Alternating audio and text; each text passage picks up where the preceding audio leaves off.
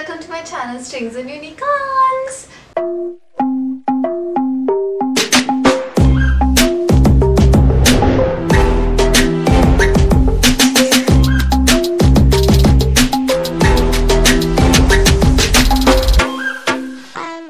In today's video, I'll be showing how I edit my Instagram photos using just Lightroom and my phone. So yes, let's get started. Alright, the first step is to go to your gallery, select the image and share it, that is import it to Lightroom. Simple. Yes. After you've imported the image, go back and click on Lightroom. You will find the image in the folder that it has been imported to. Right. Okay. Yes, there it is. So now click on the image. The first thing that I usually do is I click on this auto option. Then I see if it usually sometimes it becomes nicer, but sometimes it'll not really be my type sort of editing. So yes, this is not something that I really like because it is too dark. I like my pictures very bright and colorful, so I'm gonna undo it. And yes, so in case sometimes it will turn out really good, it will be bright enough and you don't have to further edit, maybe like a slight changes or something, but there'll be no major things to be done. So yes, so since I didn't like the auto thing, now the next thing I do is I go to the color option and then I go to the mix thing. I usually will click on this, the arrow, whatever thing you're seeing, and then I try adjusting each color. First I go change the luminance of the skin. I usually like to keep everything bright. Yes.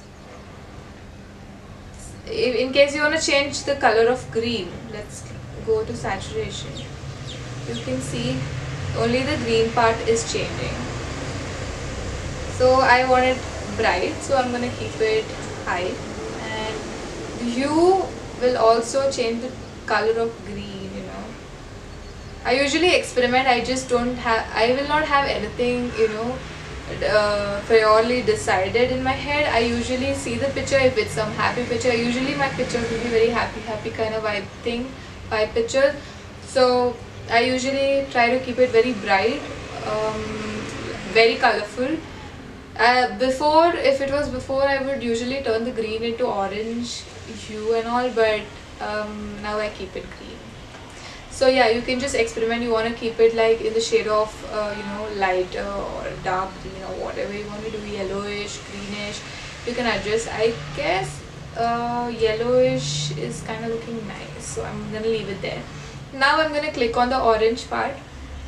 That's the brick. But since our skin is also comes under the red color thing, I'm really bad at explaining the hue, tone, whatever, but you'll understand what I'm doing. So yeah, so I usually play with it, but if it is affecting my skin tone, I usually keep it however it is. So let's undo it.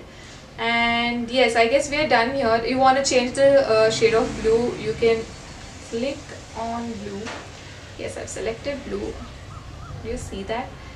It became purple and now it's too bluish. I think I'll go with blue. I usually like the hue of blue. Alright, so yes, let's just check the saturation. Okay, I guess I'll go with this for now. And yes, this is what I do here. I usually pick and change the color tone, the hue of each and every color in case I want it in a different shade or tone. Or else the easier method is let me show you. Now, after you click on the mix thing, you do not have to go and click on the arrow thing. You can just change all the colors in this panel alone. So let's go changing each color. I usually drag and see what looks good. This is becoming peachish and this is pink, so I'm gonna go with pink, I guess, because this is making the picture look too pale. So yes, this is nice. And yes, I go on experimenting with each tab here, but the lips are becoming too red, if you can see, so I'm gonna keep it almost like normal. This one here is again, where this is too dark, so this is too light. I'm gonna keep it somewhere here. And now the next color. So yes, I just keep on experimenting. I like the skin tone to be orangish than yellowish, so I usually keep it towards the orange side. And this one is again the skin tone. I'm gonna make it a little dark. And this one, it makes the skin. I like to keep it somewhere over here. And now comes the green, the leaves and the background stuff. I will keep it somewhere here. Okay. While you would have made the changes over the arrow thing, the changes will also happen in this tab, but you can again, you can always adjust however you want it to be. Just more options. This is too dark, so I'm gonna go with lighter green. Yeah, like I said, I think I do not have to make any changes. I'm gonna make it a little brighter. Blue. I guess we are done. That's it. And now the temperature, I usually do not go to the cooler side of it.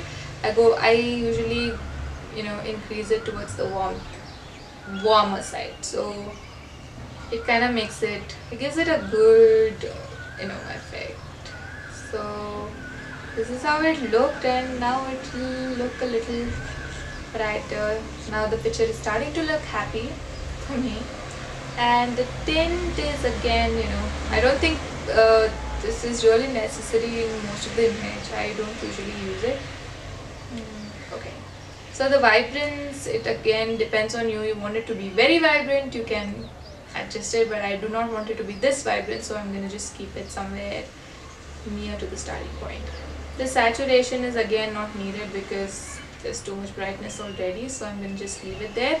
Now this sun emoji, whatever, click on that and then again start adjusting the exposure. I usually don't start with this part because then later, I don't know, somehow I don't like starting with this thing. So I think it's better off to first adjust the colors and then adjust the exposure, contrast, highlights, whatever. Yes, because sometimes I end up not doing any of these. I just do the, what is that, the color mixing thing or whatever, and then just leave it there. So yeah, so since I want this picture to be bright, I'm not going too bright because it is getting whitish, whatever. So I'm going to keep it here. The contrast is again, it makes certain things look, no, I'm going to leave it there. And the highlight is again, it will make the picture look brighter. So let's see. Okay, I'm just going to keep it. I'm just going to leave it there. Shadow is something that I like. It usually makes the dark picture really bright if I want, and this one is pretty bright already. I usually like keeping it to the highest, setting it to the highest, but again I'm gonna leave it here. And the whites, again, all you have to do is just play, experiment, learn, just have a final outcome that how you want it to be, then start editing it accordingly. Yeah, what with white, so this is a little too harsh to look at. Alright, I'm going to just leave it there. Black is again, highlights the darker part, so I'm just going to leave it at 5.